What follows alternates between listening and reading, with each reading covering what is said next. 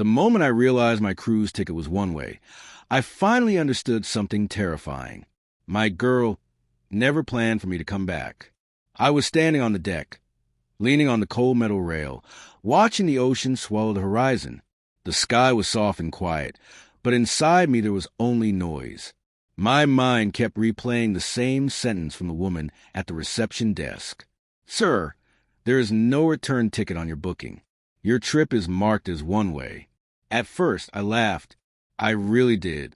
I thought it was some kind of system error, a glitch, or maybe I had misunderstood something. I even joked, "Come on, who comes on a cruise with a one-way ticket? What do? Jump overboard when it's done." She didn't laugh. She just turned her screen to me. My name, my cabin number, departure port, no return. I felt the floor tilt under my feet. For a second, I thought it was a ship. But no, it was me.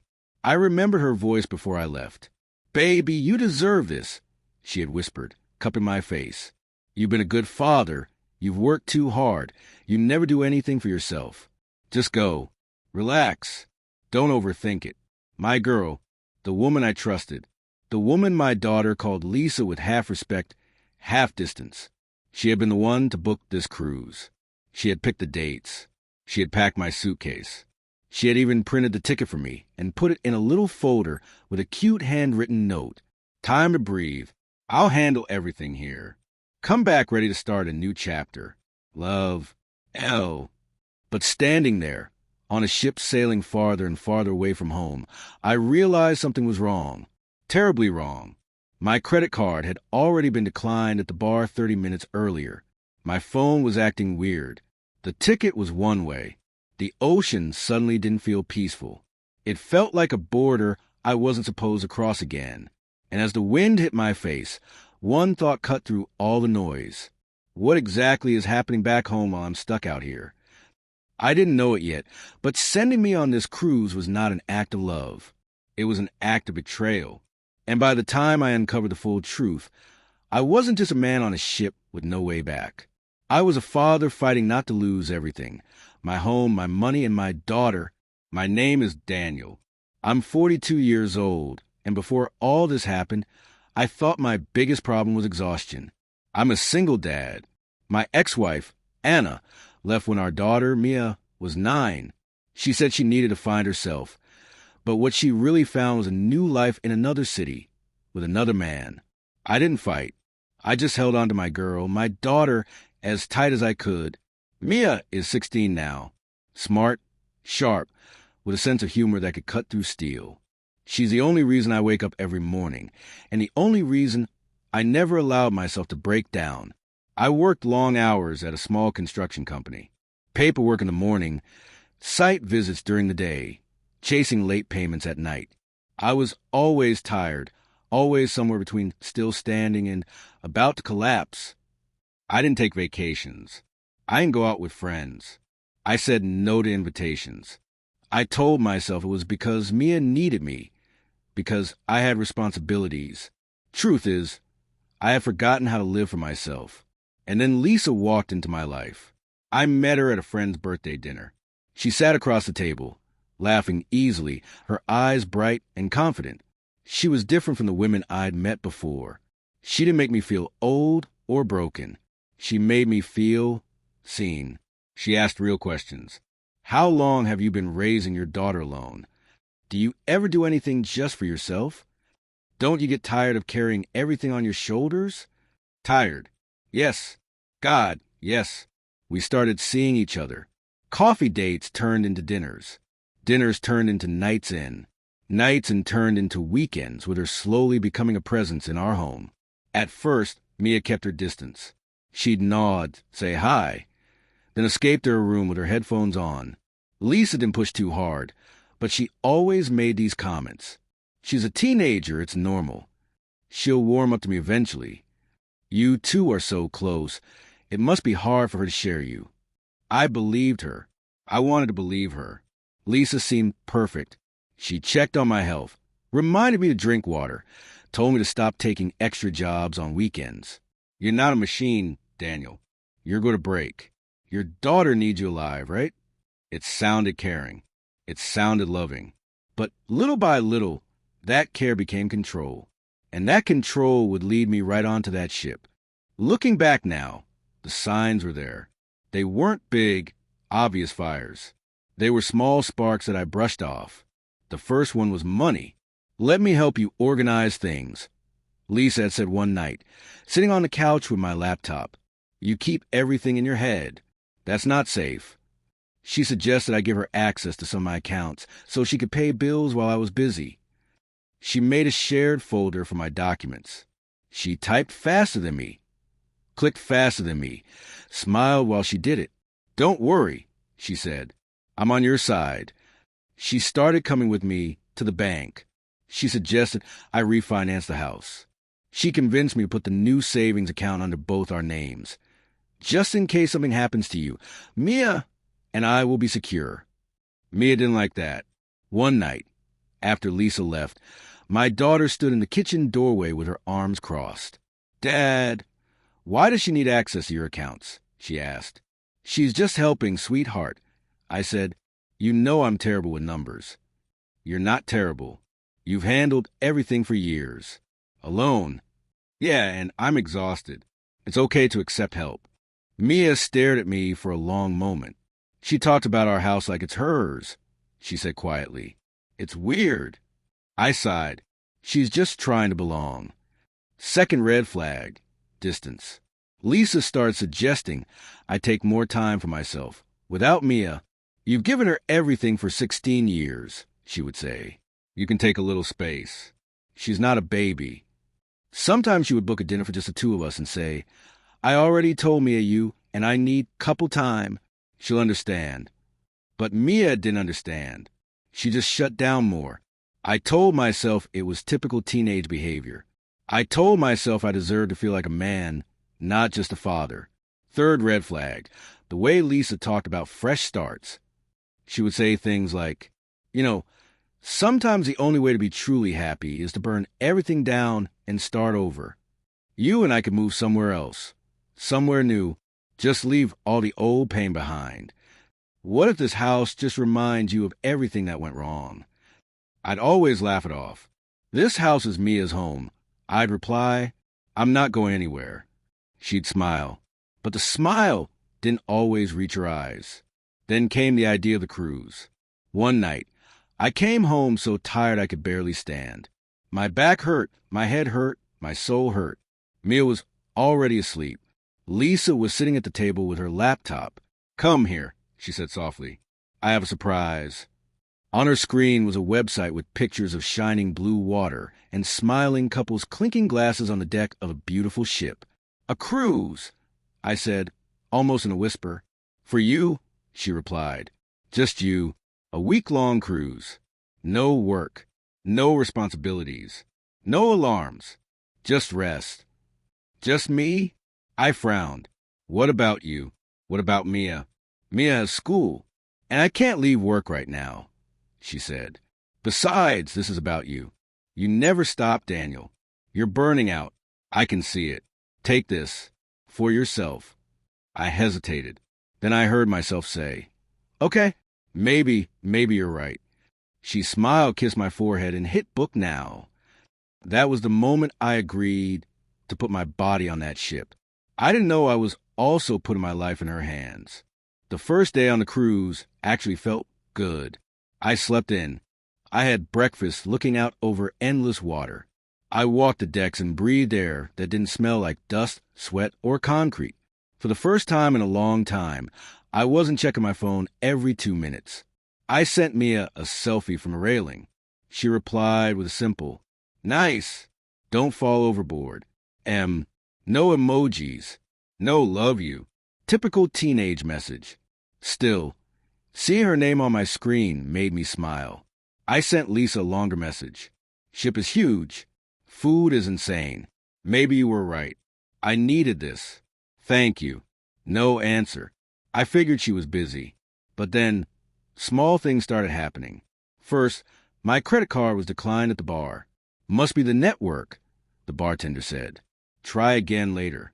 Second, my mobile data died completely. No messages were sending. No calls were going through. Normal at sea, I told myself. The ship Wi-Fi will work.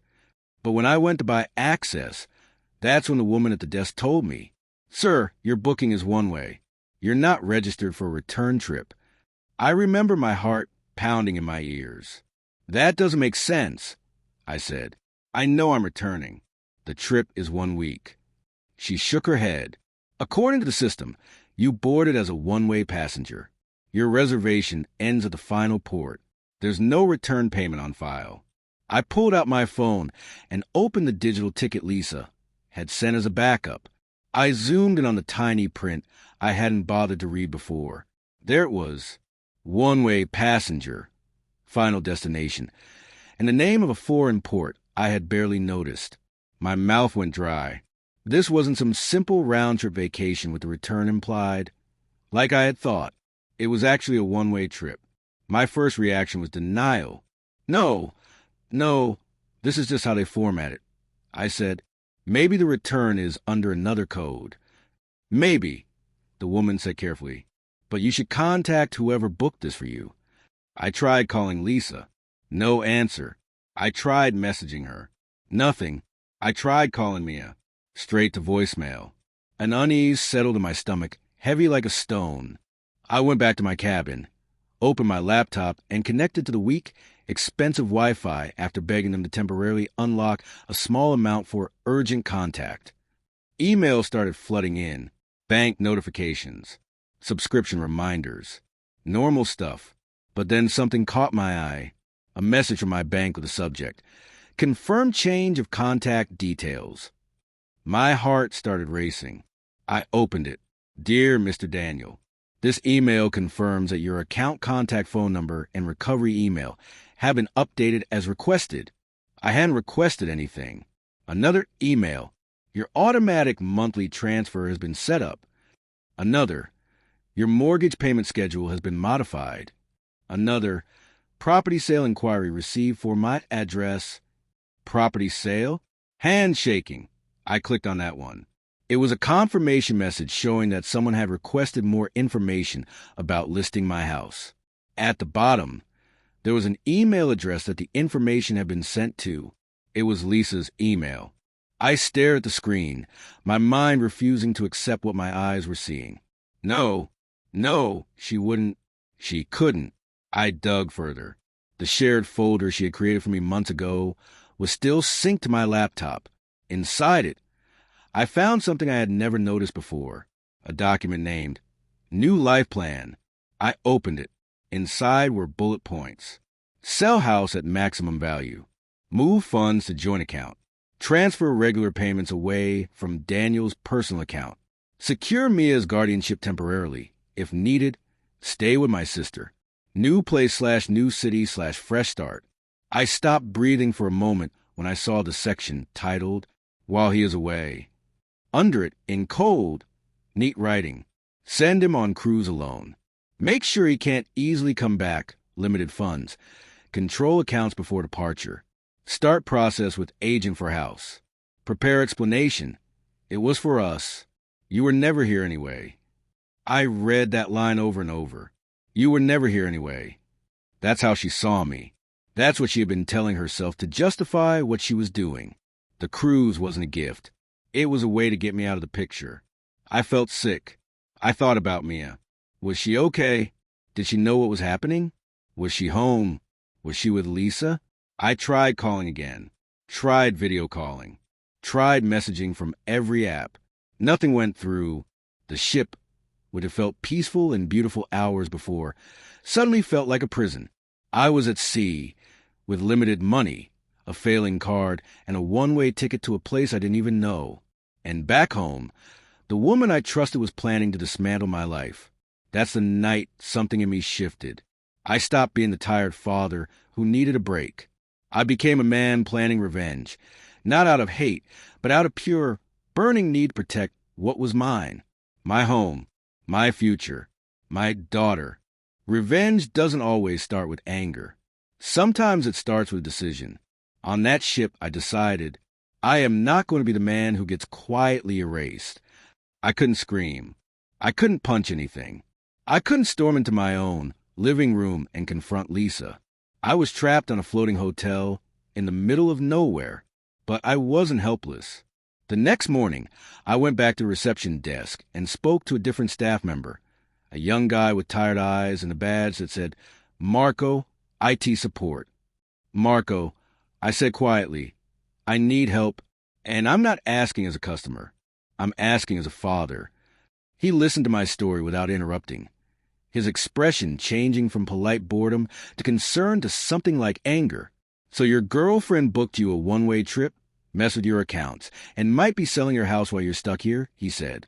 Yes, I replied, and my daughter is there. I don't know what she's being told. I don't know if she's okay. He looked around, then leaned closer.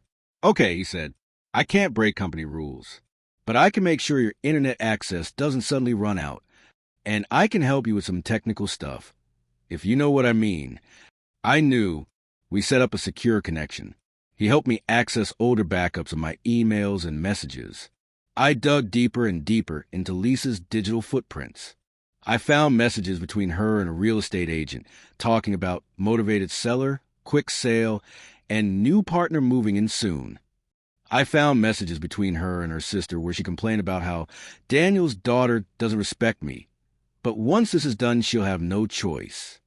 I screenshotted everything, saved everything, backed everything up twice. Then I found something that made my blood run cold, and then boil. A voice note Lisa had sent to a friend. Save in a shared cloud folder. I put on headphones and listened. Her voice was light, almost joking. He thinks this cruise is about self-care. Honestly, it's about me finally being free. Once he's gone, I can move things along. I've already changed some account info. He won't even know what happened until it's too late. And if he gets mad, he'll calm down. He always does. He's too tired to fight. Too tired to fight. She had built her plan on that belief. That I was weak. That I was done. She didn't know that when it comes to our children, tired fathers can become forces of nature. I needed someone on land. Someone I could trust. That's when I remembered Eric. Eric is an old friend from my early working days. We hadn't spoken in a year, but I knew one thing. He hated injustice more than anything. And he worked as a lawyer now. We couldn't call normally, but with Marco's help, we managed a clumsy, lagging internet call. Seeing Eric's face on the screen almost broke me. Man, you look awful, he said. Where are you? You on a boat? Yeah, I said with a bitter laugh. Long story. Listen, I don't have much time. I told him everything. About Lisa, the accounts, the one-way ticket, the house sale. Meh, he didn't interrupt. His jaw clenched tighter and tighter. When I was done, he leaned forward. Send me everything, he said. Every email, every screenshot, every voice note. I'll start working on this today. We'll put a freeze on any property action. I'll flag suspicious financial moves. And we'll make sure nobody touches that house until you're back. How long will that take? I asked, panic rising. What if... He held up a hand. Daniel, breathe. I've got you, but I need proof. You have it. That's your weapon. Use it. Keep gathering more if you can. So that's what I did. While other passengers drank cocktails, went to shows, and enjoyed sunsets, I spent my days in the ship's internet corner, collecting evidence and building a case. I became obsessed with timelines. When did she change my contact info? When did she email the agent? When did she request the refinancing? And all along, one thought beat in my chest like a drum. She thought I'd never fight back. She was wrong, because my revenge wasn't going to be screaming or breaking things. My revenge was going to be simple. I was going to walk back into my home before she expected me, with the law on my side, with proof in my hands. And I was going to take back my life in front of her. The ship docked at the final port, the one-way destination, early on a gray morning. I stepped off with one small suitcase, a drained bank account, and a folder full of digital evidence. My return was not booked, but luckily, Eric had done more than just freeze accounts and stop the house sale. He had also sent me emergency funds through a method Lisa couldn't touch. Get on the first flight you can, he had written. We have a court appointment on the day you're scheduled to come back. But you're coming back earlier now. Good. We'll use that. By the time I landed in my own city, I hadn't slept in almost 30 hours. My body ached, but my mind was razor sharp. Eric picked me up at the airport. You look like hell, he said. Perfect. Let's go. On the drive, he briefed me. We've managed to temporarily block any sale of the house. The bank is investigating the account changes. Lisa claimed she was just helping you reorganize, but the timing and the way she did it make it look very bad for her. Also, your daughter called me. I jerked my head towards him. Mia called you? Yeah. She got my number from your old files. She said, and I quote, something is going on.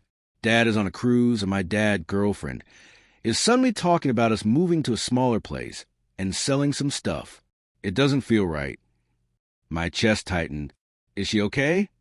She's with a neighbor right now, Eric said. She doesn't want to be alone with Lisa. Smart kid. My eyes stung. So what's the plan? I asked. He smiled, but there was no humor in it. We go home. We pulled up a few houses down from mine. My heart was pounding so hard it hurt. I could see cars in front of my house. More than usual. Strangers going in and out.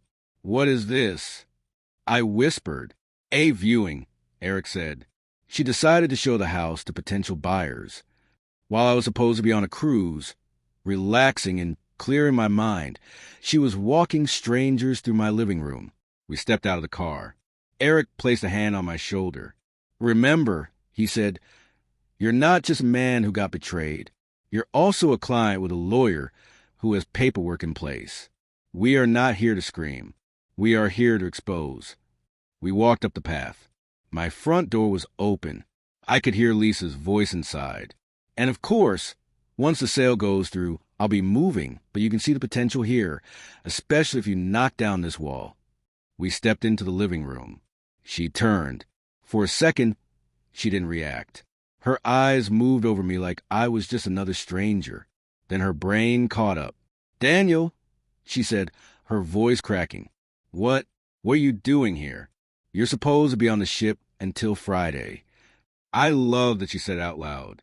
Yeah, I replied, my voice steady. That's what you were counting on. The room went silent. The people who were looking around my house froze, sensing drama.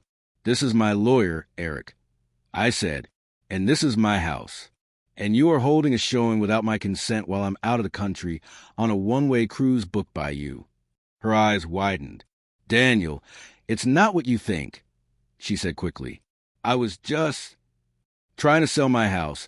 I cut in using account changes you made behind my back while telling me to relax. She took a step toward me, her voice dropping into that soft, soothing tone she always used when she wanted to control me. Baby, calm down, she whispered. You're tired. You look exhausted. We can talk about this later, in private. You're making a scene. I smiled. It felt strange on my face. Cold. You know what's funny? I said, you were right about one thing. I am tired. Tired of being manipulated. I pulled my phone from my pocket and opened a voice note she had sent to her friend. I hit play and raised the volume. Her own voice filled the room. He thinks this cruise is about self-care. Honestly, it's about me finally being free. Once he's gone, I can move things along. I've already changed some account info. He won't even know what happened until it's too late. And if he gets mad, he'll calm down. He always does. He's too tired to fight. The silence that followed was thick. The potential buyers glanced at each other, suddenly uncomfortable. Lisa went pale. That is taken out of context. She said weakly. Eric stepped forward. We have the full context, he said, including emails about the sale, account changes, and a document titled New Life Plan, explaining how you intended to move him out of his own life while he was away. We've already submitted them to the court. She stared at him, then at me. You went through my private stuff? She whispered. I laughed, a harsh sound. You went through my life. I replied, my accounts, my home, my future with my daughter. You don't get to talk about privacy. Her mask cracked. You were never here anyway, she said suddenly. the words spilling out like venom. You were always working, always tired. I was the one planning, helping, thinking long-term. You should be thanking me. I was going to make things better. For both of us. For both of us? I said, funny, because I don't see my name on that new life plan after the house is gone. Her mouth snapped shut. Eric held out some papers. Legally, he said, you are required to leave this property immediately. Any further attempt to interfere with its ownership or with Mr. Daniels' accounts will result in criminal charges. And if you attempt to contact his daughter in any manipulative way, we will add that to the case as well. Her eyes darted between us, wild and desperate. You can't do this to me, she hissed. After everything I've done for you, you tried to erase me. I said quietly, all I'm doing is putting my name back where it always belonged. She tried to push past us, but Eric blocked her. She grabbed her bag, her coat, her pride, and walked out, slamming the door behind her. The silence that followed was different from the silence on the ship. This one wasn't empty. It was full of something new. I heard a sound from the hallway. Dad, a small, shaky voice said. I turned. Mia was standing there, her eyes red, her arms wrapped around herself. For a second, I forgot how to speak. Then I breathed out the only word that mattered. Hey, I said softly. I'm back. That night, the house felt like itself again. No strangers walking around. No fake smiles. No hidden plans. Just me and my daughter. We sat on the couch, a blanket over our legs, 2 mugs of cheap hot chocolate on the coffee table. Mia kept looking at me like she was making sure I was real. I knew something was off, she said quietly. Lisa started calling the house, our place, more often. She would say things like, when your dad is gone, we'll do this, we'll do that. I thought she was just talking, but then she started going through drawers. Your drawers. Papers. I didn't like it. I'm so sorry you had to see that, I said. My voice broke a little. She shrugged, tried to act cool. I'm not stupid, Dad. I see things, she replied. But I didn't know it was that bad. I told her what happened on the cruise. The one-way ticket. The account changes. The voice note. Her face hardened. She used you, she said. She used your tiredness. She used how much you trusted her. I nodded slowly. Yes, I said. She did. We sat in silence for a while. Are you okay? I finally asked. She took a deep breath. I'm angry, she said. But I'm also glad. Glad? I frowned. Glad you fought back, she said. Glad you didn't just come home, yell, and then let her talk you into staying with her. That's what she thought you'd do, right? Calm down. Accept it. Like always. You didn't. I stared at her. I'm trying. I said, I'm learning. A small smile tugged at her lips. Next time someone tries to send you on a relaxing trip, maybe check the ticket first, she said. I laughed genuinely this time. Deal. Over the next weeks, things slowly stabilized. The house sale process was officially canceled. The bank reversed the unauthorized changes and flagged Lisa as a risk. Legally, she was blocked from touching anything related to my finances. We never heard from her again, at least not directly. Some friends said she moved away, started over somewhere else. I didn't care. She could build whatever life she wanted, as long as it wasn't built on my back.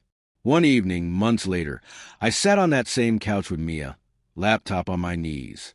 What are you looking at? She asked. I turned the screen so she could see. It was a travel website.